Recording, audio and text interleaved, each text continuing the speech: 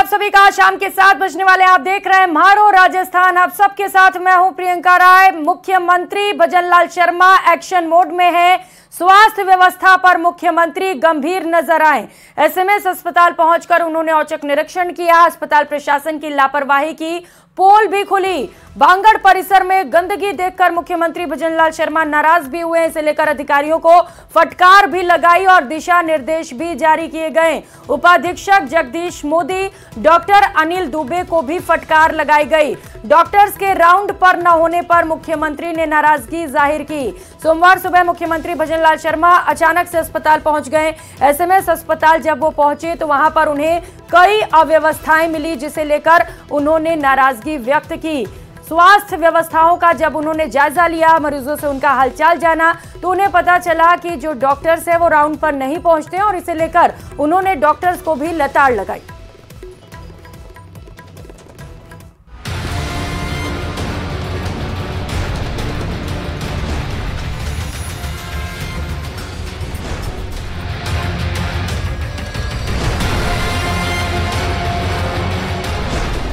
अस्पताल का औचक निरीक्षण।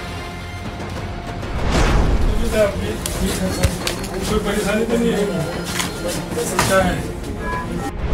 अव्यवस्था पर डॉक्टर्स को लगाई फटकार। हॉस्पिटल का राउंड होता है, पानी देखते हैं काम नहीं चल रहा है। काम चलता तो अपने आप। अस्पताल में अफरा तफरी की ये तस्वीरें सोमवार सुबह की हैं, जब सीएम अचानक प्रदेश के सबसे बड़े सीएमएस अस्पताल पहुंच गए।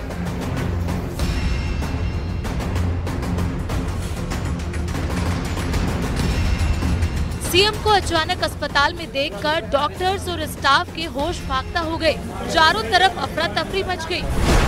डॉक्टर भी सावधान की मुद्रा में थे और सीएम बेहद गंभीर। मुख्यमंत्री बारीकी से अस्पताल के कोने कोने को देख रहे थे और अस्पताल प्रशासन पीछे पीछे उन्हें कन्विंस करने की कोशिश में था। सबसे पहले सीएम अस्पताल के काउंटर पर पहुंचे, जहां उन्होंने कुछ देर रुकने के बाद डॉक्टर से उनके रजिस्टर की मांग की। रजिस्टर ले आओ आपका। 8 o'clock पे नर्सिंग ऑफिस में अटेंडेंस हो जाती है। then they will report here। निरीक्षण के दौरान सीएम बेहद गंभीर नजर आए। एक तरफ अस्पताल प्रशासन की सांसें फूल रही थी, वहीं मरीजों के परिजनों को उम्मीद थी कि सीएम उनकी मदद करेंगे। अस्पताल के रिसेप्शन से निकलकर सीएम जैसे ही अंदर पहुंचे, तीमारदारों ने सीएम को रोककर मदद की गुहार लगाई। निरीक्षण के बीच सीएम ने उस महिला की बात भी सुनी।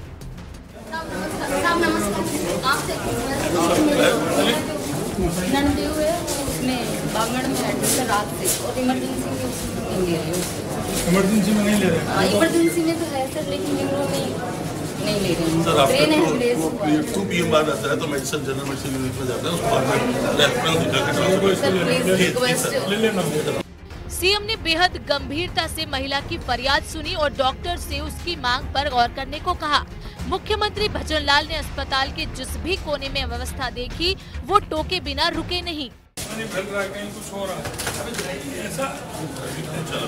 सीएम चारों तरफ नजरें घुमा घुमा कर अस्पताल की व्यवस्था को बारीकी से देख रहे थे।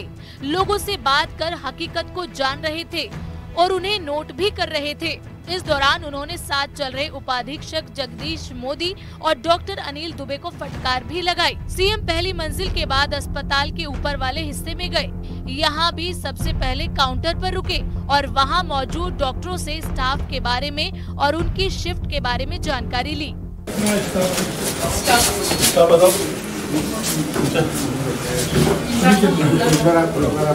अभी 3 स्टाफ है और 1 इंचार्ज है। नहीं nursing staff plus 1 nursing and दो दे आर 2। नहीं नर्सिंग पूरा हुआ है, सभी आए हुए हैं।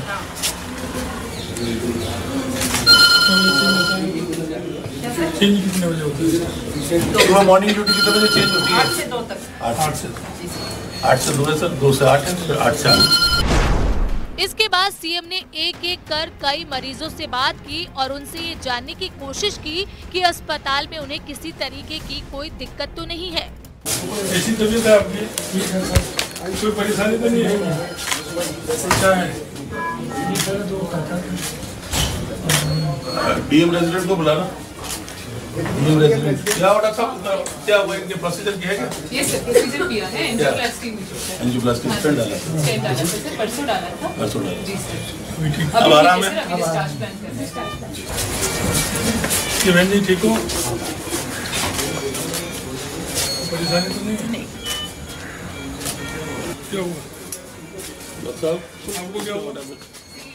कार्डियोमायोपैथी से हार्ट फेलियर, मतलब हार्ट से 20% काम कर रहे हैं, तो मतलब सांस की दिक्कत के साथ में आए थे। अभी बेटर है। अभी उसका मतलब रीज़न क्या है वो हम लोग एवेल्युएट कर रहे हैं कि क्यों हुआ है।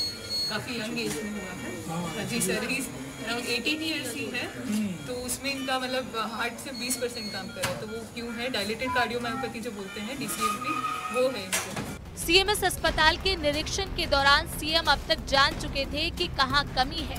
ऐसे में अब बारी आती है अस्पताल प्रशासन को आईना दिखाने की। ऐसे थोड़ी होता है, लोग बाहर आते हैं, मरीज के साथ आते हैं, ये भी तो है, इनका भी तो है, इनको भी ध्यान रखना चाहिए। बैठने की स्थिति कहाँ है इनकी, कैसे होता है कैसे नहीं होता। अब ये इसका मॉडल बना के दीजिए, लोगों को बैठने की व्यवस्था करिए, कैसे होगा कैसे नहीं होगा, बना के दीजिए पूरा। ऐसा मत करिए। वेटिंग हॉल की साफ सफाई देखिए कभी आपने? नहीं, आप गए कभी, देखा है वो? एकदम वैसे नहीं, देखो अंदर ऑपरेशन बैठने से काम नहीं चलेगा। ये हॉस्पिटल की दशा सुधार नहीं है, ये SMS राजस्थान में नहीं, दुनिया का सबसे बड़ा अच्छा हॉस्पिटल। इसकी व्यवस्था है, इसकी संचालन ठीक प्रकार से हो, ये व्यवस्था। सीएम बनने के बाद पहली बार सीएमएस अस्पताल पहुंचे सीएम भजनलाल शर्मा ने जिस तरीके से अस्पताल की व्यवस्थाओं और अव्यवस्थाओं पर बारीकी से गौर किया और डॉक्टरों को फटकार लगाई, उससे इतना तो साफ है कि आने वाले दिनों में अस्पताल को अपने तौर तरीके बदलने होंगे। Bureau report, news 18 Rajasthan. और रुक कर लेते हैं इस वक्त की सबसे बड़ी खबर का। मंत्रिमंडल विस्तार से जुड़ी इस वक्त की सबसे बड़ी खबर आपको बता दें, 27 दिसंबर को शाम 4 बजे मंत्रिमंडल विस्तार संभव है। 17 मंत्री राजभवन में शपथ ले सकते हैं। कल शाम विधायकों को फोन भी पहुंच सकते हैं। कल अपने अपने क्षेत्रों से जयपुर सभी विधायक लौट सकते हैं और इसके बाद माना जा रहा है कि एक एक कर जिन विधायकों को मंत्री बनाया जाना है उन्हें फोन कॉल पहुंचने भी शुरू हो जाएंगे। मध्य प्रदेश में विस्तार के बाद अब इंतजार राजस्थान में है। काउंटडाउन शुरू हो चुका है और माना जा रहा है कि जल्द ही मंत्रिमंडल गठन किया जा सकता है। हालांकि सबसे पहले मिनी लिस्ट सामने आएगी और उसके बाद मंत्रिमंडल विस्तार एक एक करके किया जाएगा। पहली लिस्ट में 17 मंत्रियों के नाम शामिल हो सकते हैं। पहले 17 मंत्री शपथ लेंगे। आपको बताते चले कि राजभवन में से लेकर तैयारियां भी की जा रही हैं और माना जा रहा है कि जैसे ही विधायक जयपुर वापस लौट जाएंगे उसके बाद एक एक कर कल शाम से विधायकों को फोन कॉल किए जा सकते हैं। उन्हें यह खुशखबरी दी जाएगी फोन कॉल करके कि उन्हें मंत्री बनाया जाना है। तो सभी विधायकों के दिलों की धड़कनें बढ़ी हुई हैं। सहयोगी बाबूलाल धायल हमारे साथ जुड़ चुके हैं। बाबूलाल, एमपी के बाद राजस्थान में इंतजार मंत्रिमंडल गठन का और माना जा रहा है कि कुछ ही समय में मंत्रिमंडल गठन हो सकता है, क्या जानकारी से लेकर?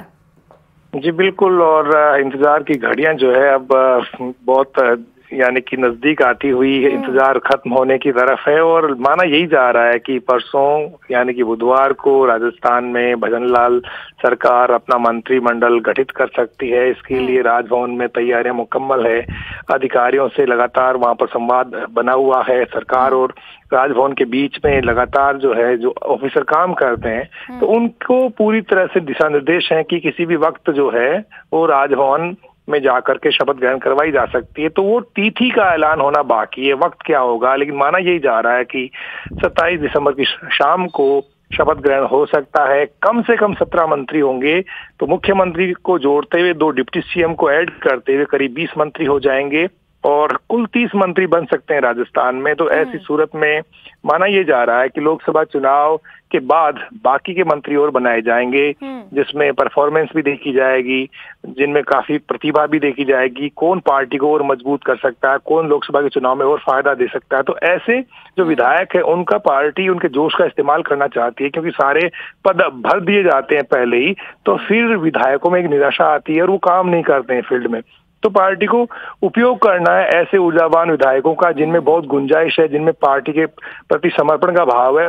उनका इस्तेमाल पार्टी लोकसभा के चुनाव में उनके जोश का इस्तेमाल करना चाहती है, इसलिए कम से कम 10 पद जो है खाली रखे जाएंगे, 20 पद हो जाएंगे, 17 मंत्री और अगर शपथ लेते हैं तो।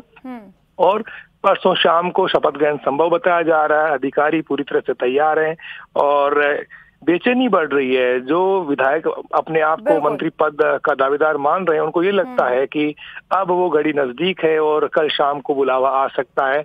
उससे पहले की भी तैयारियां, ऐसा नहीं कि कल के दिन को भी नजरअंदाज किया जा सकता है, लेकिन कल की संभावना बहुत कम। परसों लगता यही है कि हर हाल में राजस्थान में भजनलाल सरकार का मंत्रिमंडल शपथ ले सकता है राजभवन। और बाबूलाल, तजुर्बे वाले लोगों को भी जगह मिल सकती है, युवाओं, महिलाओं, और जैसा कि पहले ही सीपी जोशी बयान दे चुके हैं कि हर वर्ग और हर क्षेत्र पर ध्यान रखा जाएगा।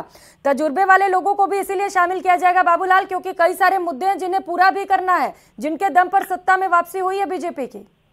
जी बिल्कुल, गुड गवर्नेंस देनी है, इसलिए ऐसे चेहरे जिनमें काम करने की क्षमता है, जो पीएम मोदी का मैसेज और भजनलाल सरकार का मैसेज धरातल तक लेकर के जा सकते हैं, जो जनता के बीच में, किसानों में, युवाओं में और हर वर्ग में सरकार के प्रति भरोसा पैदा कर सकते हैं और जिनकी बदौलत लोकसभा चुनाव में पार्टी पूरी की पूरी 25 सीटें जीत सकती हैं। तो ऐसे नेताओं को पार्टी आगे बढ़ाने की कोशिश करेगी, तजुर्बे का पूरा लाभ लेगी, लेकिन साथ में जो युवा हैं उनको भी आगे बढ़ाया जाएगा, क्योंकि अब इस तरह का कोई बंधन नहीं रह गया बीजेपी में कि सब तजुर्बे वाले ही हों या सारे के सारे जो है युवा ही हों।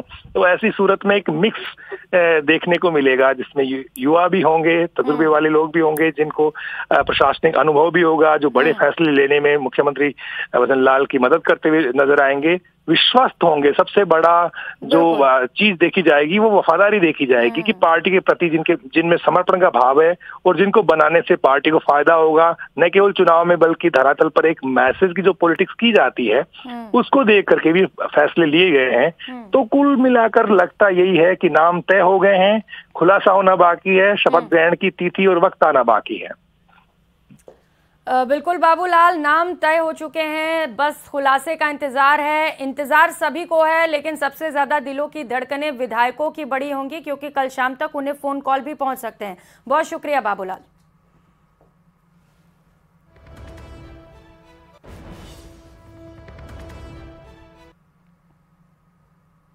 विस्तार। राजस्थान में बढ़ा विधायकों का इंतजार। राजभवन में शामियाना सजकर तैयार। विधायक बेकरार, दिन का इंतजार। 3 राज्यों में बीजेपी की सरकार बनने के बाद छत्तीसगढ़ और मध्य प्रदेश में मंत्रिमंडल का विस्तार हो चुका है। अब ऐसे में सभी की नजरें राजस्थान पर टिकी हुई हैं। अगले 2 दिन में राजस्थान में भी मंत्रिमंडल के विस्तार के आसार जताए जा रहे हैं। तो वहीं ऐसी भी खबरें आ रही हैं कि मंत्रियों के शपथ को लेकर राजभवन में शामियाना भी तैयार हो गया है। एमपी में मोहन यादव कैबिनेट में 28 विधायकों ने मंत्री पद की शपथ ली है, जिसके बाद से अब ये भी चर्चा तेज हो गई है कि भजन कैबिनेट में कितने मंत्रियों को शपथ दिलाई जाएगी। मिली जानकारी के अनुसार राजस्थान में पहले एक छोटा मंत्रिमंडल आएगा, जिसके बाद इसका विस्तार किया जाएगा। मंत्रिमंडल छोटा ही होगा, लेकिन इससे बीजेपी हर वर्ग और हर क्षेत्र को साधने की कोशिश करेगी। साथ ही लोकसभा चुनाव को लेकर भी मंत्रिमंडल का खाका तैयार किया जाएगा। रविवार को श्रीगंगानगर के दौरे पर बीजेपी के प्रदेश अध्यक्ष सीपी जोशी ने भी कुछ ऐसे ही संकेत दिए। देखिए, मंत्रिमंडल गठन, चूंकि एक छोटा मंत्रिमंडल अभी आएगा, उसके बाद एक्सपांशन होगा। मैं सोचता हूं भारतीय जनता पार्टी हर वर्ग को, हर क्षेत्र को साधते हुए ये काम होगा। बीजेपी प्रदेशाध्यक्ष सीपी जोशी के ऐलान के बाद की शुरुआत में मंत्रिमंडल छोटा होगा और बाद में इसका विस्तार होगा। इसका मतलब साफ है कि लोकसभा चुनाव में विधायकों की परफॉर्मेंस को आधार बनाकर पार्टी फिर मंत्रिमंडल का विस्तार करेगी। सूत्रों की माने तो राजस्थान में 12 कैबिनेट और 4 राज्य मंत्री बनाए जाने के आसार हैं और मंत्रियों के शपथ लेने के 24 से 48 घंटे के अंदर पोर्टफोलियो तय हो जाएंगे। बीजेपी के मंत्रिमंडल में 2024 के लोकसभा चुनाव को लेकर सोशल इंजीनियरिंग पर जोर रहेगा। बीजेपी दलित और महिला चेहरे के साथ साथ युवाओं पर भी फोकस रहेगा। साथ ही मंत्रिमंडल में कई चौंकाने वाले नाम भी हो सकते हैं। साथ ही माना जा रहा है कि मध्य प्रदेश सरकार की तरह राजस्थान में भी बीजेपी जातिगत समीकरण का पूरा ख्याल रखेगी। एमपी में 28 मंत्रियों में ओबीसी वर्ग से 12 मंत्री, सामान्य श्रेणी से 8 मंत्री, अनुसूचित जाति से 4 मंत्री, अनुसूचित जनजाति से 4 मंत्री शामिल किए गए हैं। ऐसे में अब राजस्थान में भी इसी तरह का ब्लूप्रिंट दिख सकता है। ये लगातार चुनाव तो जनता जीतती है। मैं तो एक साधारण कार्यकर्ता के रूप में काम करता हूं और ये विषय पार्टी संगठन का और आदरणीय मुख्यमंत्री जी का है। पार्टी जो काम देगी सबको करना है और हम पार्टी की नीतियों के आधार पर काम करते हैं और करते रहेंगे। होई यही वही जो राम रचि राखा, को करी तर्क बढ़ावे शाखा। तो जो प्रभु ने लिखा होगा वो होगा और जो होगा वही जो अच्छा होगा। देखिए, विधायकी में प्रसन्न हूँ और जो बनेंगे वो अपने ही परिवार के लोग बनेंगे। भारतीय जनता पार्टी परिवार में से बनेगा और जो बनेंगे उनके साथ मिलकर चहुं ओर का विकास करेंगे और संपूर्ण राजस्थान में जो सुशासन का दिवस से आज सुशासन प्रारंभ हो चुका है, भारतीय जनता पार्टी के जो मंत्री मंडल जो बनेगा वो सब मिलकर पूरे क्षेत्र का कार्यकर्ताओं के साथ हम विकास करेंगे। वहीं जैसे जैसे मंत्रिमंडल के विस्तार में देरी हो रही है, वैसे वैसे विधायकों की बेकरारी भी बढ़ती जा रही है। तो वहीं कई विधायकों के चेहरे पर कॉन्फिडेंस भी झलक रहा है। माना जा रहा है कि बीजेपी नए चेहरों के साथ मंत्रिमंडल के गठन में तजुर्बे को भी तरजीह दे सकती है और भजनलाल कैबिनेट में नए और पुरानों का गुड मिक्स दिखाई देगा। साथ ही जिन लोकसभा सीटों पर भाजपा कमजोर है, उन क्षेत्रों में मंत्री ज्यादा बनाए जा सकते हैं। मंत्रिमंडल के गठन की पूरी तैयारी है ऐसा मुझे लगता है। जो होमवर्क इसमें होना चाहिए वो सारा हो चुका है। केंद्रीय स्तर पे, माननीय प्रधानमंत्री स्तर पे, प्रदेश राष्ट्रीय अध्यक्ष स्तर पे सब कुछ चर्चाएं जैसा हम देख रहे हैं और मीडिया के माध्यम से भी और वैसे भी देख रहे हैं, हो चुका है सारा कुछ। केवल घोषणा और शपथ ग्रहण विधि बाकी है।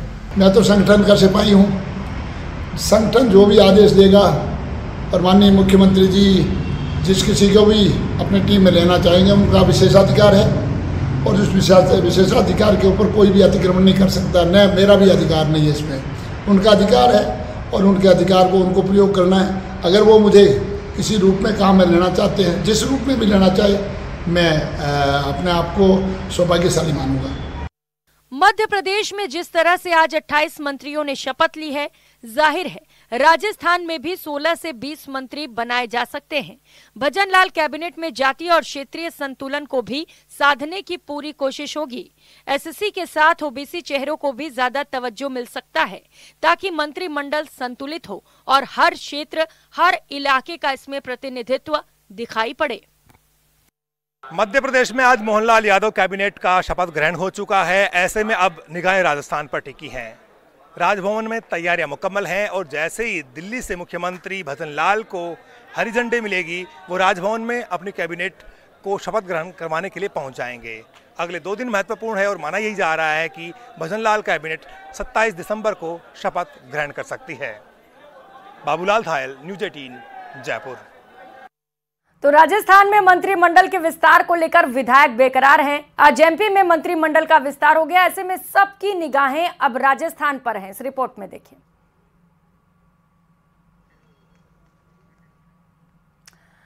तो वहीं सीएम भजनलाल शर्मा ने आज ऐलान किया कि प्रदेश में वो योजनाएं बंद नहीं होंगी जिन्हें पिछली कांग्रेस सरकार ने शुरू किया था। उन्होंने जयपुर के अजय राजपुरा में बड़ा ऐलान किया। उन्होंने कहा कि फ्री दवा योजना में दवाइयों को बढ़ाया जाएगा और हमारी सरकार आयुष्मान भारत योजना में 25 लाख तक के इलाज पर विचार कर रही है। साथ ही सीएम ने यह भी कहा कि कोई भी योजना बंद नहीं करेंगे।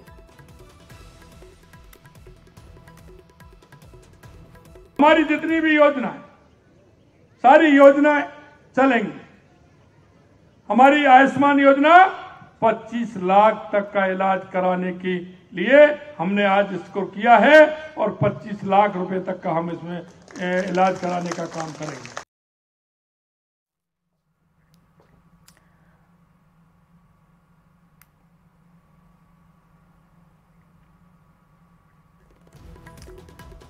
तो हर गांव और चिकित्सकों तक टीम भी पहुंचेगी। ये बयान भी भजनलाल शर्मा की ओर से सामने आए। 25 लाख तक के इलाज पर विचार करने की भी बात भजनलाल शर्मा की ओर से कही गई।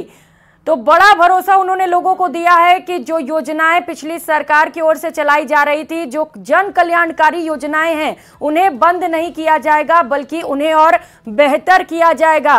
दावा यह भी किया जा रहा है कि अब लोगों के घर घर तक वैन पहुंचेगा, जिससे कि लोगों के सैंपल लेकर टेस्ट भी घर पर ही कराए जा सके। और मुख्यमंत्री भजनलाल शर्मा सुशासन और स्वच्छता दिवस के मौके पर जयपुर के अजय राजपुरा पहुंचे, जहां उन्होंने जनता के हक में कई ऐलान कर दिए, लेकिन उनकी सादगी उस वक्त लोगों के दिल में घर कर गई जब वो एक किसान के घर खाना खाने पहुंचे। देखिए। सीएम भजनलाल शर्मा की ये तस्वीरें जिसने भी देखी उनका मुरीद हो गया। सूबे की कमान संभालने वाले दिग्गज नेता की सादगी सबके जहन में अलग छाप छोड़ गई।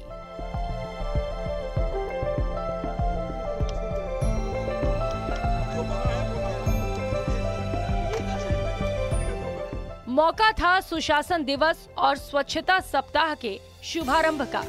जाहिर है सीएम इसी सिलसिले में जयपुर अजय राजपुरा पहुंचे।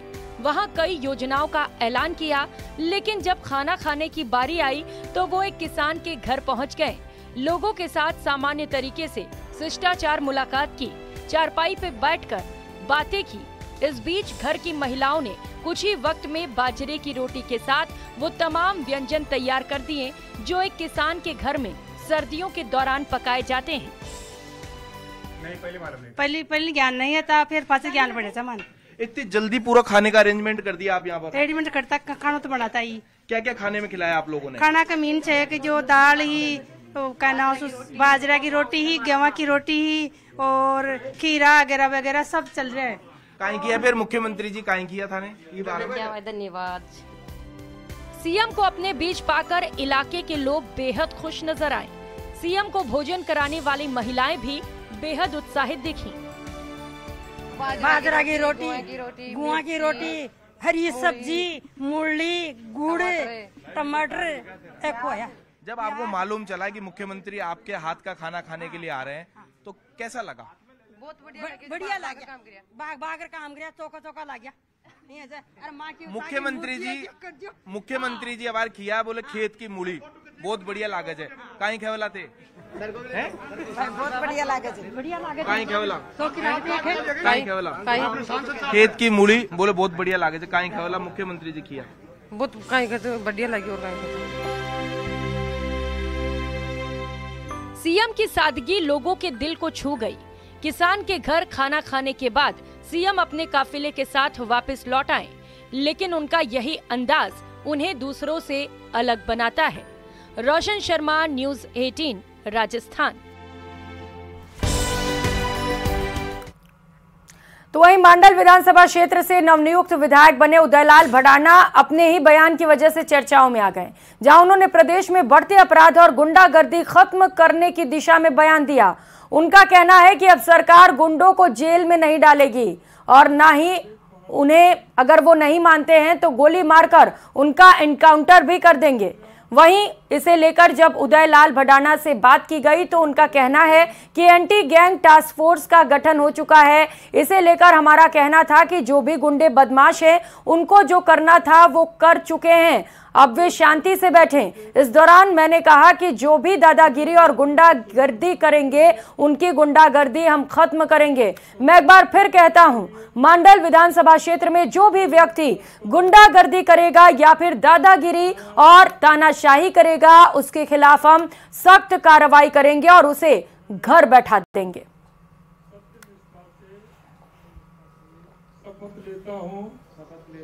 वहाँ को एक डिपार्टमेंट होना है, जो भी गुंडा दादा बदमाशी करे जेल में नाको, ज्यादा गुंडो दादा को गोली मारो, एनकाउंटर करो। जो लोग मैंने परेशान कर रही हो, एक दिनेश एमएनजी है, वहाँ को एक डिपार्टमेंट होना है, जो भी गुंडा दादा बदमाशी करे जेल में नाको, ज्यादा गुंडो दादा को गोली मारो, एनकाउंटर करो। जो लोग मैंने परेशान कर रही हो, एक दिनेश एमएनजी है, वहाँ को एक डिपार्टमेंट होना है, जो भी गुंडा दादा बदमाशी करे जेल में नाको, ज्यादा गुंडो दादा को गोली मारो, एनकाउंटर करो। जो लोग मैंने परेशान कर रही हो, एक दिनेश एमएनजी है, वहाँ को एक डिपार्टमेंट होना है, जो भी गुंडा दादा बदमाशी करे जेल में नाको, ज्यादा गुंडो दादा को गोली मारो, एनकाउंटर करो, जो लोगों ने परेशान कर रही हो।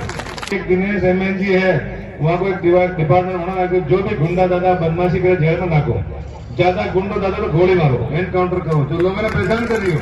एक दिनेश MNG है, वहाँ को एक डिपार्टमेंट होना है, जो भी गुंडा दादा बदमाशी करे जेल में नाको, ज्यादा गुंडो दादा को गोली मारो, एनकाउंटर करो, जो लोगों ने परेशान। तो वहीं बहरोड विधानसभा से विधायक जसवंत यादव ने पूर्व विधायक बलजीत यादव पर हमला बोला। उन्होंने कहा कि पूर्व विधायक के भ्रष्टाचार और अपराध को बढ़ावा देने का जनता ने इस विधानसभा चुनाव में बदला ले लिया है। बहरोड में बीजेपी की जीत के बाद अब बदलाव होगा और विकास की गंगा बहेगी। ये बात बहरोड विधायक डॉक्टर जसवंत सिंह यादव ने पूर्व प्रधानमंत्री अटल बिहारी वाजपेयी की जयंती पर मीडिया से बात करते हुए कही। बहरोड विधायक जसवंत सिंह यादव ने कहा कि बहरोड में पिछले 5 साल में जो अपराध, भ्रष्टाचार, लूट डकैती की घटनाएं बढ़ी हैं, उसका जवाब जनता ने दिया है। विधानसभा चुनाव में बीजेपी को जिताकर जनता ने बदला ले लिया और आगे के समय में भी बहरोड में बदलाव होगा। भ्रष्टाचार वाली बीमारी तो है नहीं, ना है ना लगेगी। काम करेंगे सब मिलकर, बहरोड को सुंदर बनाएंगे। बहरोड में जो गुंडागर्दी बढ़ रही है, गांव-गांव के अंदर एक टीम बनी हुई है माफिया की, जो अपना आप में कहते हैं हम गुंडा है, ये चीजें भ्रष्टाचार है जो सच्चाई में है, कटु सत्यता में। आप ऑफिस में जाओ, बिना दिए हुए कुछ हो नहीं सकता। अस्पताल के बारे में तो मुझे नॉलेज नहीं, बैठेंगे पता लगेगा क्या दवाई है, क्या सामान है। खबर श्रीगंगानगर से है, जहां पर 2 दिवसीय दौरे पर आए भाजपा प्रदेश अध्यक्ष सीपी जोशी ने कहा कि भारतीय जनता पार्टी के द्वारा आमजन की सहभागिता से बनाए गए संकल्प पत्र में किया एक वादा पूरा किया जाएगा और आमजन को सुशासन की व्यवस्था दी जाएगी। भाजपा प्रदेश अध्यक्ष सीपी जोशी ने पेट्रोल और डीजल पर राजस्थान में वैट दरों को लेकर कहा कि जल्द ही इस मामले पर उच्च स्तरीय विचार विमर्श किया जाएगा और पिछले 5 सालों में जिस तरह से राजस्थान की जनता को पेट्रोल और डीजल की वैट को लेकर आर्थिक भार उठाना पड़ा, उसे लेकर जल्द ही भाजपा का शीर्ष नेतृत्व और भाजपा सरकार राजस्थान वासियों के पक्ष में फैसला लेगी। उनको सदा सुमन भी कर रहा है और एक ऐसे महामनीषी जो एक कवि भी थे, इतिहासकार भी थे, एक अच्छे प्रखर वक्ता भी थे और एक अच्छे राजनेता भी थे, जिनको आज लोकप्रिय और नेताओं के रूप में पूरा देश याद करता है, जिन्होंने अपने पूरे जीवन में सुचिता से, अपनी वाक्चातुर्य से, अपनी रणनीति से और प्रधानमंत्री रहते हुए कितने ही दलों को साथ लेकर इस देश में गुड गवर्नेंस देने का काम किया। एक ऐसे राजनेता जिनके लिए विपक्ष के लोग भी उनकी तारीफ करते थे। वह नेहरू जी ने तो ये कहा कि ये एक दिन आगे चल के प्रधानमंत्री बनेंगे। वो पोखरण का परमाणु विस्फोट भी कोई नहीं भूल सकता, जहां दुनिया कहती थी कि हमारे बिना जानकारी परिंदा भी पर मारता है तो हमें जानकारी हो जाती है, लेकिन दुनिया देखती रह गई और पोखरण में परमाणु विस्फोट करके पूरी दुनिया में भारत का सर ऊंचा करने का काम किया।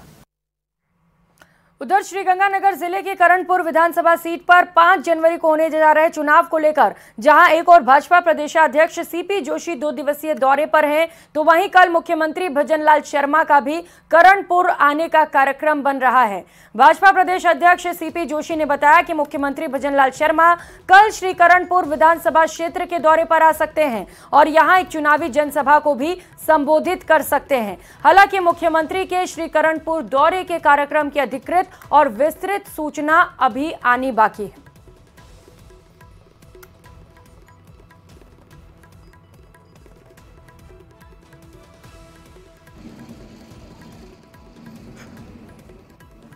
कल माननीय मुख्यमंत्री जी करणपुर विधानसभा में उनका प्रोग्राम है और उसका पूरा शेड्यूल की जानकारी अभी तय होती है आपको जानकारी प्रेषित की।